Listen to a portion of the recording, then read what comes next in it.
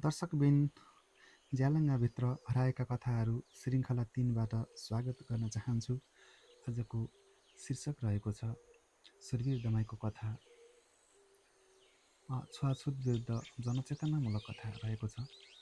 पहाडको एउटा सानो ज्यालङ्गा गाउँमा सुरवीर दमाई बस्थे। उनको घर गाउँको छेउमा पाखो नजिकै थियो। पुस्तौँदेखि उनको परिवारले गाउँका साहु महाजनका लुगा सिलाउँदै आएको थियो। बिहान घाम नलाग्दै उनी सियो धागो समाउँथे। रात परेपछि मात्र काम रोकिन्थ्यो।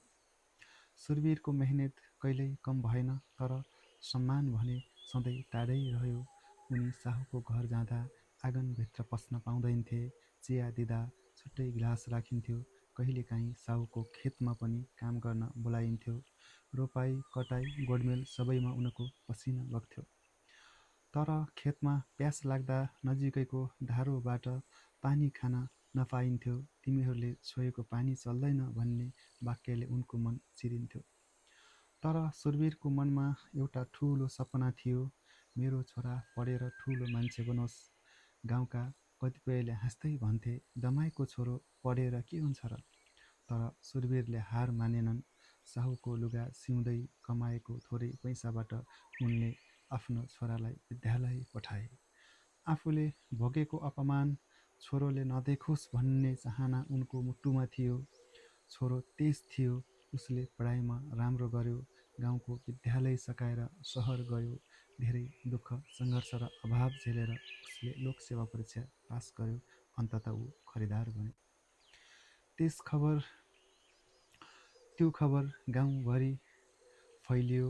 जसले कहिल्यै राम्रो नजरले नहेरेका थिए तिनै मानिसहरू आज आश्चर्यचकित भए।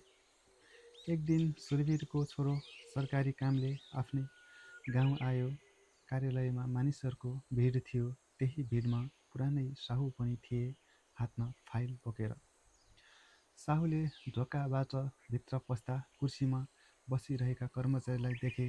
उही सुरवीरको छोरो। एकछिन त साहुको मुखबाट शब्द नै निस्किएन। नमस्ते सर भन्दै साहुले हात जोडेर बोल्नु पर्यो। त्यो दृश्य देखेर सुरवीरको आँखामा आँसु भरियो। जुन हातले सधैँ छुट्टै गिलास समाएको थियो, आज त्यही परिवारको अगाडि साहु सम्मानका साथ उभिएको थियो। तर सुरवीरको छोरो घमण्डी बनेन। उसले शान्त स्वरमा भन्यो, साहुजी, यहाँ सबै बराबर छन्। कामका आधारमा सम्मान हुन्छ, जातका आधारमा होइन। कार्यालयबाट फर्किँदा उसले गाउँलेहरूलाई भेला गर्यो। उसले छुवाछुत कानुनी अपराध भएको कुरा सम्झायो। सबै मानिस बराबर जन्मिन्छन्। कसैको छायाले पानी नचल्ने कुरा अन्धविश्वास मात्र हो भन्ने बुझायो। त्यस दिनदेखि गाउँमा बिस्तारै परिवर्तन आउन थाल्यो। धारामा अब छुट्टै गिलास राखिएन। चिया पसलमा सबै एउटै बेन्चमा बस्न थाले। सुरवीरले लामो सास फेरे। उनले जीवनभर भोगेको पीडा एकैछिनमा मेटिएको त थिएन, तर परिवर्तनको सुरुवात भने भइसकेको थियो। उनले मनै भने, ज्ञान नै सबैभन्दा ठुलो शक्ति रहेछ।